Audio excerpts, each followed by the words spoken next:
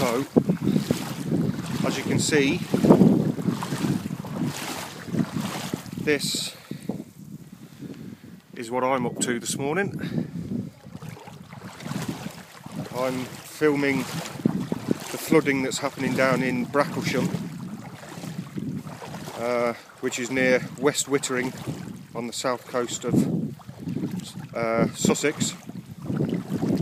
This is the second or third job that I've done this morning where people have pretty much lost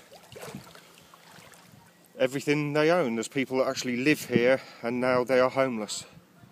As you can see, the water's gone down a wee bit, but